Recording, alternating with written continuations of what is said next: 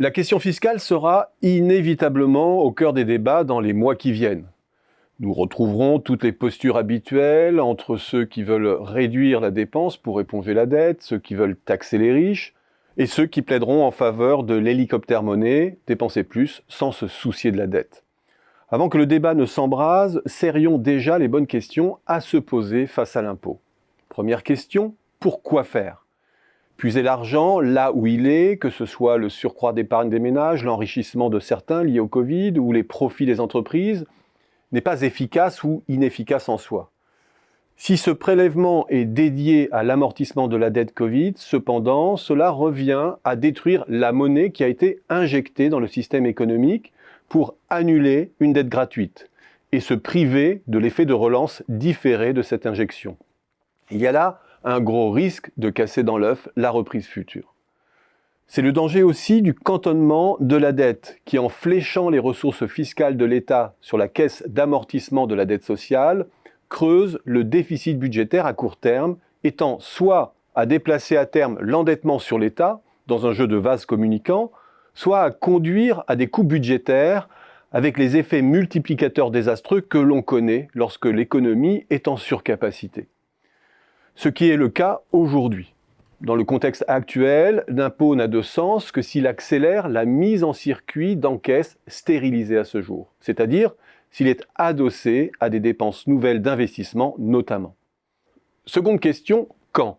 C'est la question souvent négligée et pourtant décisive. À ce stade, il existe deux grosses incertitudes. Quel est le niveau du déficit structurel de l'après-Covid ? L'essentiel des dépenses, ne l'oublions pas, sont temporaires. Chômage partiel, fonds de solidarité, report ou annulation des impôts et des cotisations, recapitalisation des groupes, etc., voire même les garanties autour du PGE.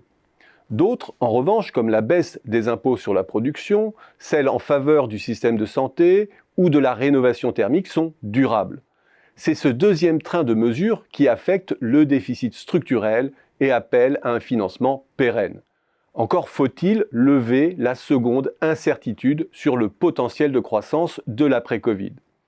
Le cocktail du régime de faible taux d'intérêt, l'empilement des plans de relance au plan mondial et leur caractère synchrone créent un contexte exceptionnel susceptible de rehausser le potentiel de croissance et donc les rentrées fiscales.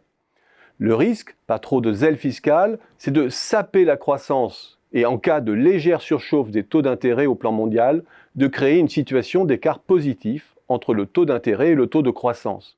Autrement dit, une dynamique dangereuse d'endettement par effet boule de neige, avec pour résultat paradoxal de la rigueur, une dégradation de la note française.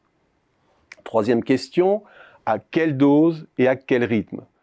La réponse à cette question s'inscrit dans le droit fil de ce qui a été dit précédemment. L'idéal est de ramener graduellement, dans un cadre pluriannuel, le déficit structurel dans la zone qui permet une érosion du ratio dette sur PIB. La surréaction au déficit de court terme risque de conduire à une rigueur durable et mal dosée, alors qu'il se peut que le chemin à parcourir ne soit que de 1 point de PIB ou moins pour installer la dette sur une lente dynamique d'érosion. Surtout si l'inflation participe au jeu. Quatrième question, quelle base taxer ? Là encore, il faut se méfier des mannes apparentes à court terme. Épargne des ménages, plus-value des actionnaires, qui risquent de rapporter peu, de casser les anticipations et qui ne sont pas pérennes. La remise sur rail des comptes publics est une stratégie de longue haleine, on l'a dit. Elle doit s'appuyer sur des ressources stables, non nécessairement massives et non préjudiciables à la compétitivité. Dans le contexte de coopération fiscale qui se dessine, améliorer le rendement de l'IS à travers la taxation des GAFAM, la lutte contre les paradis fiscaux européens est assurément l'option à privilégier. Dans un contexte qui pourrait être plus inflationniste, l'option de type TVA sociale pourrait aussi être réactivée. Dernière question, qui taxer ? Les riches, les entreprises seront les candidats désignés comme toujours après crise. Côté entreprise, méfions-nous de la situation d'apparente surliquidité présente, alors que la crise comporte de nombreuses charges différées, à commencer par les dettes fiscales, sociales et le PGE. Côté riche, le débat sur l'ISF ou sur une taxation des plus-values a toute sa légitimité. Encore faut-il ne pas s'illusionner sur le rendement de ce type d'impôt. Et face à l'éternelle menace d'évitement, un impôt de solidarité exceptionnel dédié au financement des déficits à court terme est sans doute plus facile à manier qu'une énième refonte de l'ISF.